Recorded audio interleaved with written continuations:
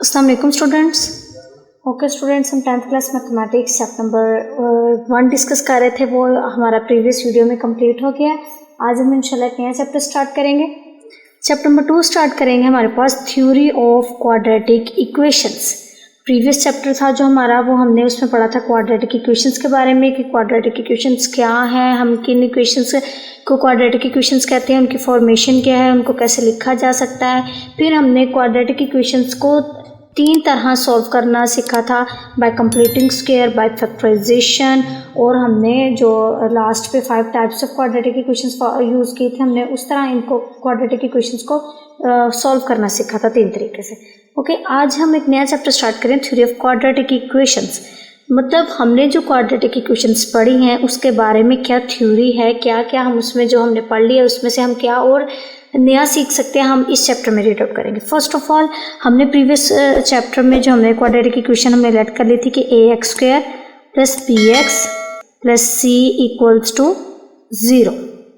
जब हमने quadratic equation in general form में हमने क्वाड्रेटिक इक्वेशन ली है और हमने फाइंड आउट किए थे कि इसके रूट्स क्या हैं, कि x = -b + √b² - 4ac/2a and x is equals to -b minus under root -b minus under root b² minus 4ac/2a।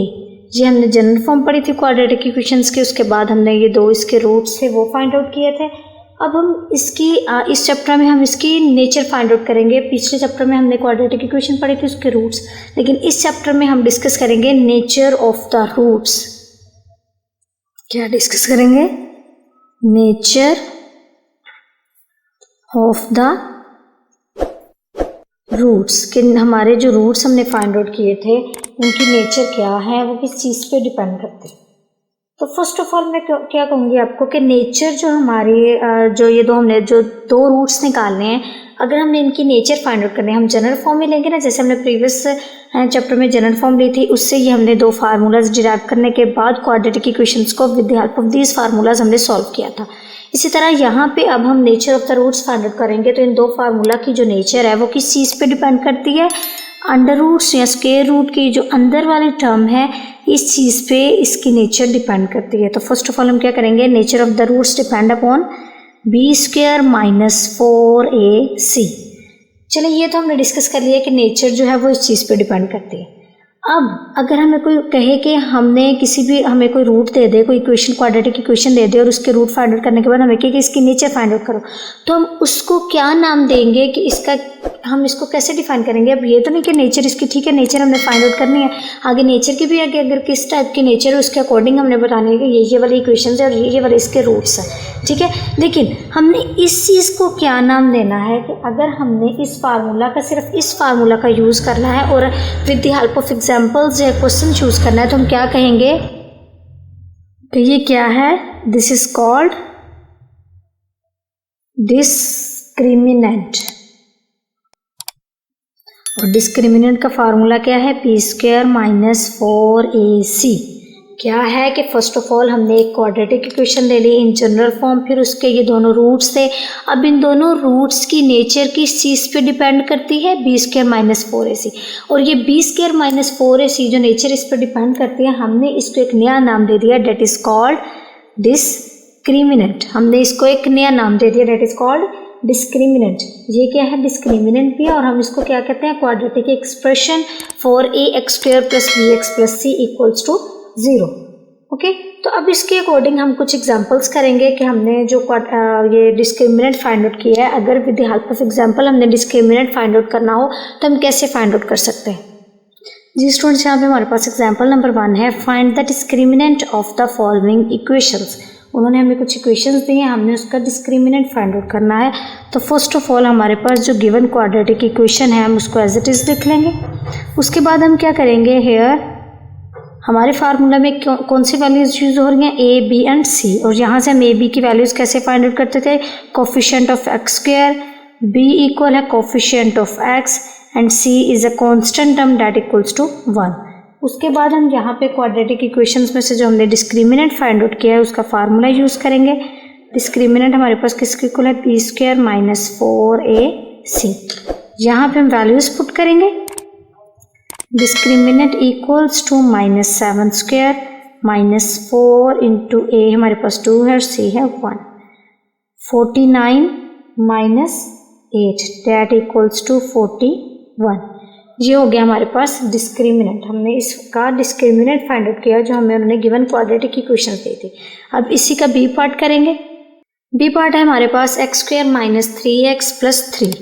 तो फर्स्ट ऑफ ऑल हमारे पास जो गिवन क्वाड्रेटिक इक्वेशन है हम उसको एज इट इज लिख लेंगे, X square plus 3x minus 3x plus 3 equals to 0 here. उसके बाद हम क्या करेंगे, यहाँ से a की वैल्यू को फाइंड करेंगे, b को फाइंड आउट करेंगे एंड c को फाइंड आउट करेंगे। उसके बाद हमने डिस्क्रिमिनेंट फाइंड आउट करना है, तो हमने डिस्क्रिमिनेंट का क्या फार्मूला रीड आउट किया है, B square minus 4ac। Values put करेंगे, डिस्क्रिमिनेंट इक्वल है b की वैल्यू क्या है हमारे पास माइनस 3 स्क्वायर माइनस 4a हमारे पास है 1 और c की वैल्यू है 3। तो यहाँ पे हमारे पास आ जाएगा माइनस 3 का स्क्वायर क्या आ जाएगा 9 माइनस 12 और आंसर हमारे पास क्या आएगा -3। ये होगी हमारे एग्जाम्पल। अब आपको अच्छे समझ लगती होगी कि हमने एक जनरल फॉर्म में क्वाड्रेटिक इक्वेशन ली, उसके बाद हमने उसमें से 2 रूट्स निकाले। रूट्स किस चीज़ पे डिपेंड करते हैं, हमने वो नेचर फाइंड आउट की और नेचर फाइंड आउट करने के बाद हमने जो उसको फार्मूले को नाम दे दिया that is called discriminant. With the help of examples भी मैंने आपको बता दिया कि हम डिस्क्रिमिनेंट को कैसे फाइंड आउट कर सकते हैं। इसके बाद मैं आपको कुछ डिस्क्रिमिनेंट की और चीज़ें बताऊंगी कि अगर हमारे पास डिस्क्रिमिनेंट जो है वो ग्रेटर देन 0 आ जाए, लेस देन 0 आ जाए या इक्वल्स टू 0 आ जाए तो हम उनको क्या कहेंगे कि इसमें किस तरह के रूट्स यूज हुए हैं। ओके जी स्टूडेंट्स, अब हम डिस्कस करेंगे nature of the roots of a quadratic equation through discriminant. कि हमने फर्स्ट ऑफ ऑल तो चलो ले ली क्वाड्रेटिक इक्वेशन, फिर हम इसमें से रूट्स फाइंड आउट कर लें। अब हम उनकी नेचर को डिस्कस करेंगे with the help of discriminant. कि हमने जो डिस्क्रिमिनेंट यूज़ किया है उसके अकॉर्डिंग हमारी उसके क्वाड्रेटिक इक्वेशन की नेचर क्या होगी। हमने डिस्क्रिमिनेंट किसको कॉल करवाया था कि बी स्क्वायर माइनस 4ac, ये हमारा डिस्क्रिमिनेंट है। अगर हमारा डिस्क्रिमिनेंट ग्रेटर देन 0 आ जाए और वो क्या हो, एक परफेक्ट स्क्वायर हो, एक परफेक्ट स्क्वायर हो, तो हमारे रूट्स किस फॉर्म में होंगे। तो हम क्या करेंगे कि हमारे रूट्स क्या हैं, then the roots are rational, real भी कह सकते हैं, एंड अनइक्वल। ये कुछ प्रॉपर्टीज़ हैं, कुछ आइडियाज़ हैं। With the help of MCQs, आपको अगर एमसीक्यूज़ आ गए तो आप इजी वे में यूज़ करके इनको तो आप उनको सॉल्व कर सकते हो, आप उनके ऊपर ऑप्शंस लगा सकते हैं। तो आपने एमसीक्यूज़ के फॉर्म में भी इनको याद रखना है कि बी स्क्वायर माइनस 4ac अगर ग्रेटर देन 0 हो और हो भी वो परफेक्ट स्क्वायर की फॉर्म हमारे पास आ जाए तो वो क्या होगा, उसके रूट्स क्या होंगे, रेशनल एंड अनइक्वल। तो उसके रूट्स क्या होंगे, रेशनल एंड अनइक्वल। और अगर हमारे पास डिस्क्रिमिनेंट जो है B square minus 4ac greater than 0 तो आए but not a perfect square, लेकिन वो परफेक्ट स्क्वायर ना हो तो हमारे रूट्स किस फॉर्म में होंगे, then the roots are irrational and unequal. तो हमारे रूट्स किस फॉर्म में होंगे, इरेशनल एंड अनइक्वल। अगर ग्रेटर देन 0 हो और परफेक्ट स्क्वायर हो तो रूट्स कैसे होंगे, रेशनल एंड अनइक्वल। और अगर ग्रेटर देन 0 तो हो बट परफेक्ट स्क्वायर ना हो तो हमारे रूट्स किस फॉर्म में होंगे, irrational and unequal. Third condition है इसकी, if discriminant means B square minus 4ac equals to 0। अगर हमारे पास जो डिस्क्रिमिनेंट है इसका आंसर हमारे पास 0 आ जाए तो हमारे पास रूट्स किस फॉर्म में होंगे, then the roots are rational and equal. तो हमारे रूट्स रेशनल और इक्वल होंगे। बट अगर डिस्क्रिमिनेंट जो है वो लेस देन 0 हो तो रूट्स कैसे होंगे? Imaginary. Imaginary means complex numbers, कि हमारे जो रूट्स होंगे वो कॉम्प्लेक्स फॉर्मेशन में होंगे, कॉम्प्लेक्स कॉन्जुगेट होंगे। ओके, आपने इनको एमसीक्यूज के बेस पे भी याद रखना है, आपको एमसीक्यूज के फॉर्म में आ सकते हैं। वैसे भी आपको पता होना चाहिए कि अगर हमने डिस्क्रिमिनेंट यूज़ किया है तो उसके नेक्स्ट क्या पर्पसेस हैं, हम उनको उसकी क्या प्रॉपर्टीज़ हैं। अगर हमारे पास ग्रेटर देन 0 आ जाए और परफेक्ट स्क्वायर हो तो रूट्स कैसे होंगे? ग्रेटर देन 0 आ जाए बट परफेक्ट स्क्वायर ना हो तो हमारे पास रूट्स किस फॉर्म में होंगे, और अगर 0 के इक्वल आ जाए या लेस देन 0 हो तो हमारे पास रूट्स किस फॉर्म में होंगे। ओके स्टूडेंट्स, उसके बाद मैं आज आपको बताऊंगी कि हमने प्रीवियस लेक्चर में क्वाड्रेटिक इक्वेशंस पढ़ी थी। क्वाड्रेटिक इक्वेशंस कैसे फाइंड आउट करते हैं, किस फॉर्म में होती हैं, बहुत सारी हमने क्वाड्रेटिक इक्वेशंस को सॉल्व भी किया था। इस चैप्टर में भी हम क्वाड्रेटिक इक्वेशंस के बारे में ही पढ़ रहे हैं। लेकिन अगर मैं आप लोगों को बताऊं कि हम quadratic equations in the sense of math तो हम पढ़ रहे हैं, लेकिन अगर हम सोचें कि ये क्वाड्रेटिक इक्वेशंस हमारी डेली लाइफ में, रियल लाइफ में कैसे यूज़ हो रही है, हमें कैसे पता चलेगा कि यहाँ हम क्वाड्रेटिक इक्वेशन यूज़ करें, हम वैसे तो पढ़ रहे हैं। तो इसके लिए मैं आपको बताऊं कि क्वाड्रेटिक इक्वेशन जो है वो किसी भी ऑब्जेक्ट की हाइट फाइंड आउट करने के लिए यूज़ होती है, किसी भी ऑब्जेक्ट की शेप फाइंड आउट करने के लिए यूज़ होती है। कहाँ कहाँ हम इसको यूज़ कर सकते हैं? To find the height of the object.